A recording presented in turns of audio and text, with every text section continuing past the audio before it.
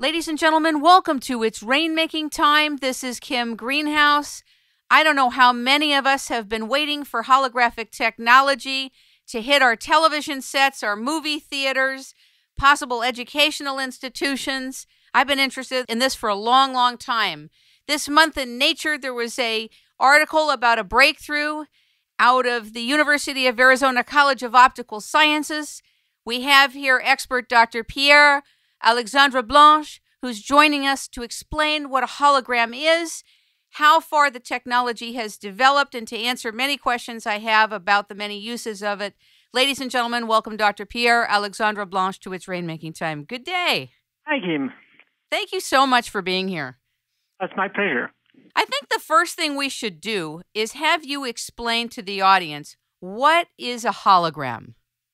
A hologram is the diffraction of the light by a structure to reproduce an image or a scene. So it's quite easy. You need to record something, the hologram itself, into a material, and then the second part of the hologram is replaying that something, that's the diffraction of the light to see the object. Now, I've heard that holograms also can have sound. Oh, no. I don't think so. That was certainly a misconception. You can have sound played with the hologram, but not, as you say, the hologram sound. So you can do hologram with sound. Explain what you mean by that, what the distinction is. Sound waves are like the light wave, and you can make them interfere and record that interference pattern and then replay it with a sound, but you won't see an image out of it. It's mostly a technique, not really of any use I know. How did you become interested in holographic technology?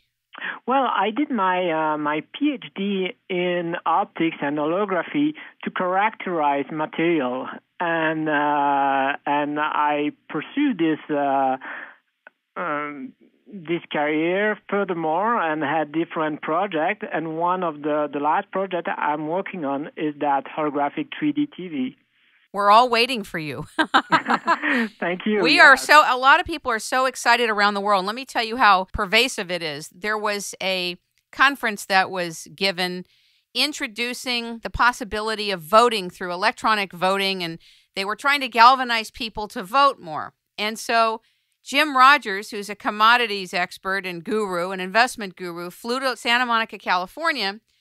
And the gentleman that was speaking was so excited about holographic technology, he was saying, and your televisions are going to be a hologram. We're not going to have televisions like we have now. Do you know how exciting this is?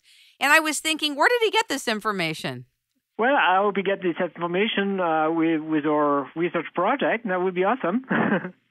Talk a little bit about your project. Basically, what you're doing, to my understanding, is you're showing the possibility of a full-color, rewritable, holographic 3D display and television. Is that correct?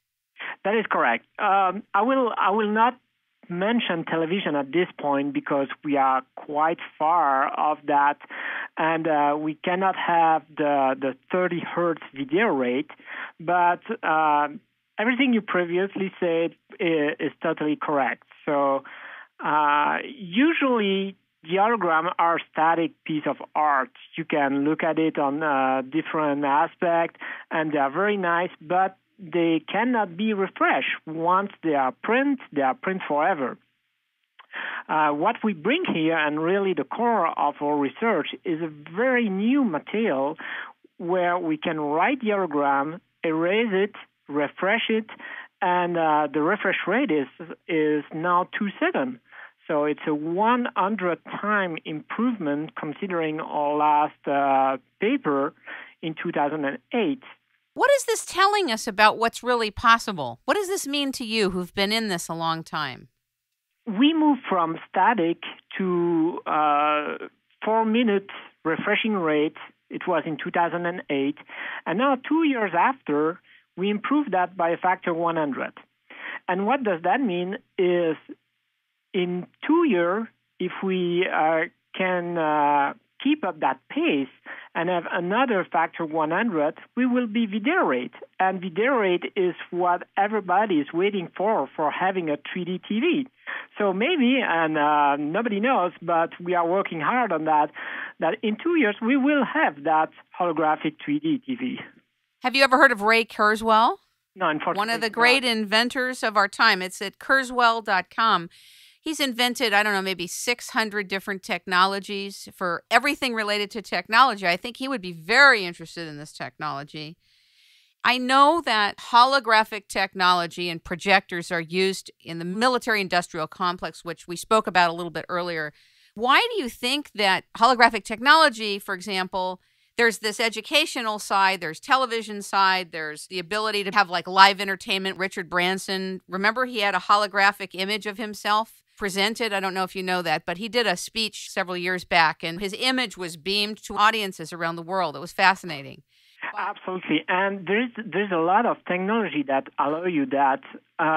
Unfortunately, they often refer to holography while they do not have anything to do with the scientific term holography. And if you remember also, Gorillaz and Madonna had a show together on scene, live on scene, where that was said to be holographic projection of the show of the performance. But there's nothing to do with holography. That was not even 3D. But so the effect is really superb and dramatic. So what I'm hearing you say is that a lot of the entertainment shows or presentations that we think as the public is holographic technology isn't? It's something else? Absolutely. Yeah, there's nothing to do with holography with those shows, unfortunately. Let me see if I understand the details. So let's say that you're doing a presentation explaining holographic technology, and you're in a room, and your physical image pops up in another audience. You're saying that that's not holographic technology? That could be done by something else? Well, not necessarily. That could be holography, but that could not be. There's different techniques around that allow that. I have a patent I'm looking at. The Army Research and Develop a budget item justification of Applied Research, the company. And they use holographic techniques, materials, and processes to support the development of visual and infrared deception system modules. They also have planned programs with holographic techniques. In terms of the military, how developed do you think this is? Oh, I mean, holograms are everywhere. They are on your credit card. But there is also holographic setup display that are on very high-end and expensive automobiles. There's a lot of holographic techniques used to certify materials, for example, carbon fiber, even tire in the aeronautic industry are certified through holography. So holography is a technique and it is widely used. Maybe the common public don't know about that, but we scientists know that this is part of the optics and this is part of how light can be manipulated, and we use it. For example, here at the University of Arizona, we are testing and manufacturing telescope. Well, we are also using hologram to certify telescope. Hubble was certified with hologram too. Wow. I know that NASA has also investments and patents in holographic technology. There's a company called Total Immersion, IMMERSION, and they're a global leader in augmented reality solutions. When you say augmented reality, is that the same thing as holograms? Well, once again, immersion and augmented reality can be done several ways, and hologram certainly play its part into that field. And possibilities are very, very wide open right now. We are just experimenting with those techniques.